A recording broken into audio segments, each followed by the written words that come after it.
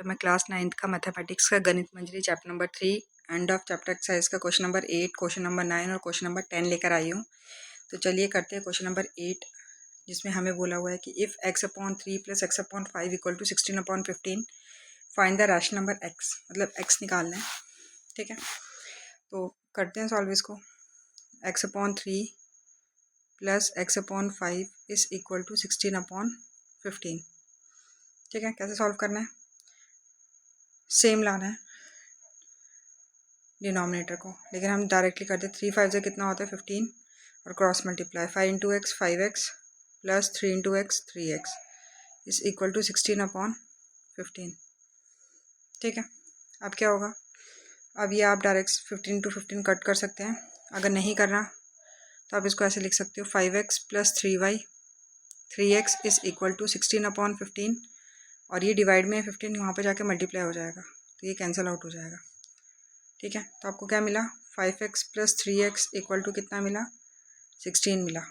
ठीक है, अब 5x और 3x कितना होता है? 8x होता है, = 16 मिला। तो आपको x कितना मिलेगा? 16 / 8, तो 8 2 से कितना हो गया? 16। तो x की वैल्यू क्या मिल गई आपको? 2 मिल गई। ठीक है, क्लियर हो गया? क्लियर हो गया।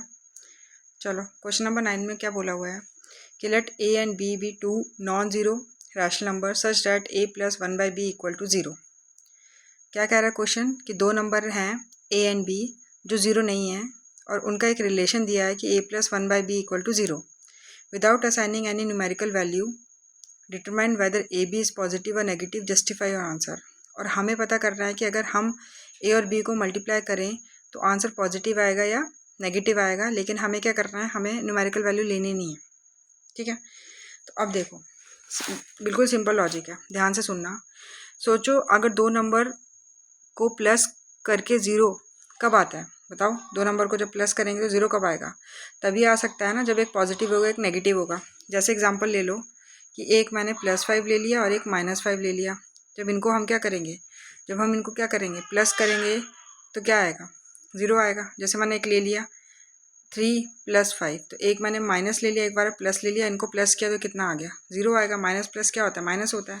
तो इसका मतलब इक्वेशन में जो दो लोग हैं a एंड a/b, उनके साइन उल्टे होंगे ना, अपोजिट साइन होंगे, तभी होगा ना ऐसा। अगर a को अगर हम ले लेते हैं पॉजिटिव तो b को क्या करना पड़ेगा? नेगेटिव करना पड़ेगा, है ना? नेगेटिव होगा, है ना? और अगर केस 2 में अगर हम ले लें कि a को अगर हम नेगेटिव मान लें और b को हम क्या मान लें? पॉजिटिव मान लें, तो दोनों ही केस में आप देख सकते हो ना कि a और b के साइन हमेशा एक दूसरे से उल्टे हैं। उल्टे हैं ना? उल्टे हैं ना? तो रूल क्या कह रहा है? जब भी हम दो उल्टे साइन वाले नंबर को मल्टीप्लाई करते हैं, दो उल्टे वाले साइन को, जैसे कि अगर एक हमने लिया पॉजिटिव और एक हमने लिया नेगेटिव, इसको अगर हम मल्टीप्लाई करते हैं तो क्या आता है? नेगेटिव आता है।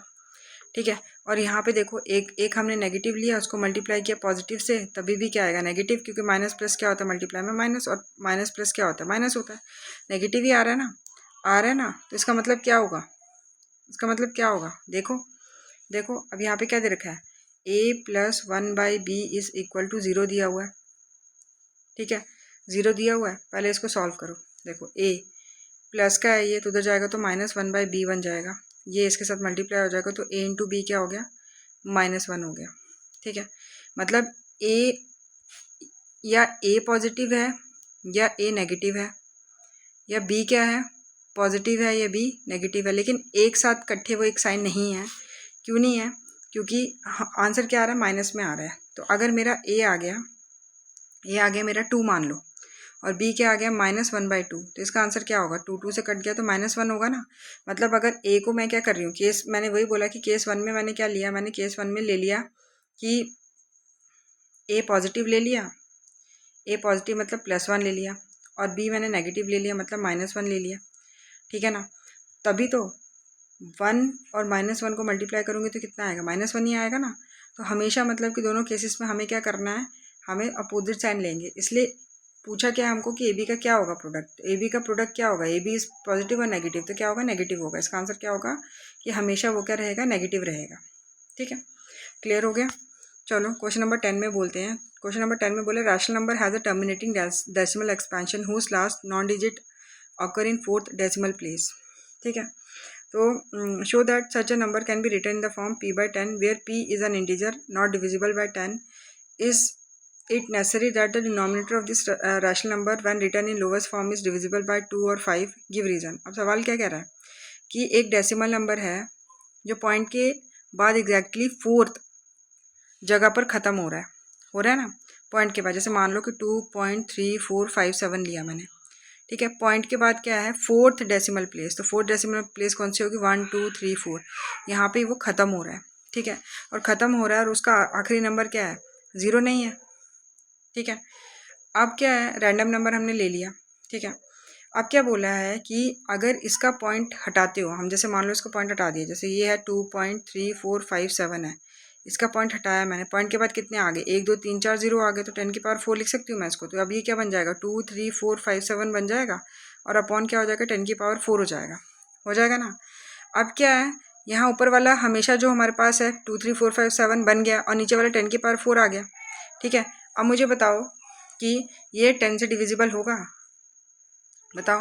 ये जो 23457 है ये 10 से डिवाइड होगा, नहीं होगा, क्योंकि इसके एंड में क्या है, 0 नहीं है. क्योंकि अगर कोई भी नंबर 10 से डिवाइड होता है तो उसके एंड में क्या होना चाहिए, 0 होनी चाहिए. जैसे अगर 40 होता और 10 होता तो ये डिवाइड हो जाता और 4 आ जाता आंसर, लेकिन इसमें नहीं है तो ये नहीं होगा, ठीक है. अब पार्ट 2 में क्या पूछा है, ठीक है. पार्ट 2 में क्या पूछा है, अब हमने लिखा ना कि such show that number can be written in form p/10. p/10 के फॉर्म में लिखना है, ठीक है. तो ले लो कि वो नंबर क्या है, तो हमने ले लिया, लेट नंबर क्या है, p, ठीक है. p हमने इसको माना है 23457 को माना है और इसको मैंने लिख दिया 10/4 की पावर में, लिख दिया ना मैंने, इसको शो कर दिया मैंने. अब नेक्स्ट में क्या पूछा है कि where p is an integer not divisible 10, तो नहीं हो रहा डिविजिबल 10 से, ठीक है ना. It is necessary that in denominator of this rational number then written in the lowest form divisible by 2 और 5. Give reason. अब सेकंड में क्या पूछा है कि जो लोवेस्ट फॉर्म है उसमें डिनोमिनेटर क्या है, 2 की पावर 4 है ये और 5 की पावर 4 है, ठीक है. ये डिवाइड होगा उससे, ठीक है. ये वाला नंबर, ये नंबर क्या है, मैंने इसको मान लिया, ये मेरा पूरा क्या था, p था, तो मैंने p/10 की पावर 4 ले लिया, ठीक है. अब मुझे क्या पता करना है कि ये जो डिनोमिनेटर है, डिनोमिनेटर में ये 2 की पावर 4 और 5 की पावर 4 से डिवाइड होगा कि नहीं होगा. तो देखो मैं इसको ऐसे लिख सकती हूँ, ऐसे लिख सकती हूँ p/, यहाँ पे लिख सकती हूँ 2 × 5 10 और ऐसे 4, ऐसे लिख सकती हूँ मैं इसको ब्रेक करके. तो अब जब मैं इसको खोलूँगी तो क्या हो जाएगा, p 2 की पावर 4 और 5 की पावर क्या हो जाएगा, 4 हो जाएगा, हो गया, ठीक है. अब इस फ्रैक्शन को हमें क्या करना है, लोअर फॉर्म में, मतलब सबसे छोटे रूप में लाने के लिए हम क्या कर सकते हैं, ऊपर नीचे को कैंसिल करेंगे, शुरू करेंगे, ठीक है ना. अब देखो, ठीक है. अब हमें ऊपर वाला तो पता है कि ऊपर वाला तो नंबर था जो हमारा 23457, तो 10 से डिवाइड हो ही नहीं रहा था, ठीक है. 10 से डिवाइड नहीं हो रहा है, ठीक है. 2 5 10 से डिवाइड नहीं हो रहा है, ठीक है. या फिर वो नंबर क्या होगा, 2 से डिवाइड हो सकता है या 5 से डिवाइड हो सकता है, लेकिन वो 10 से डिवाइड नहीं हो सकता, ठीक है. समझ में आ रहा है. जैसे कि मान लो अब इतना बड़ा नंबर ना लेके मैं ऐसे ले लेती हूँ 146 ले लेती हूँ मान लो, ठीक है. और यहाँ पे पॉइंट था, पॉइंट हटाया मैंने तो नीचे आ गया 10 की पावर 2, ठीक है. अब ये 146 अपॉन कितना हो गया, 100 हो गया. ये नहीं हो रहा ना डिवाइड, 10 से डिविजिबल नहीं है ना ये, ठीक है. 10 से क्या 100 से भी डिविजिबल नहीं है ये. लेकिन अब ये अगर मैं इसको ऐसे लिखती हूँ, 146 है, ये 10 की पावर 2 है ना, 10 की पावर 2, ठीक है. अब मैं इसको लिख सकती हूँ कि 2 5 से 10 होता है और यहाँ पे लिख दिया मैंने 2 और यहाँ पे लिख दिया 146, ठीक है. तो 146 यहाँ पे आ गया 2 की पावर 2 × 5 की पावर 2 हो गया, मैंने इसको कर दिया. तो ये 2 से कट रहा है ना, 2 से कट रहा है ना, ये है ना, एक ही बार कट रहा है बट कट रहा है ना. यहाँ पे 2 × 2 लिख दूंगी मैं, तो 2 7 14 2 3 6 कट हो रहा है ना. मतलब या ये 2 से कटेगा या ये 5 से कटेगा, लेकिन दोनों एक साथ नहीं कटेगा, ठीक है. क्योंकि ऊपर वाला जो नंबर है 2 और 5 दोनों को एक साथ पूरा ख़त्म नहीं कर सकता. इसलिए जब फ्रैक्शन बिल्कुल सबसे छोटा रूप में आएगा तो उसे डिनोमिनेटर में या 2 की पावर 4 पूरा का पूरा बचा होगा या 5 की पावर 4 पूरा का पूरा बचा होगा, ठीक है. इसलिए हाँ ये बिल्कुल ज़रूरी है, ठीक है. तो हाँ ये बिल्कुल ज़रूरी है, ठीक है. समझ में आया.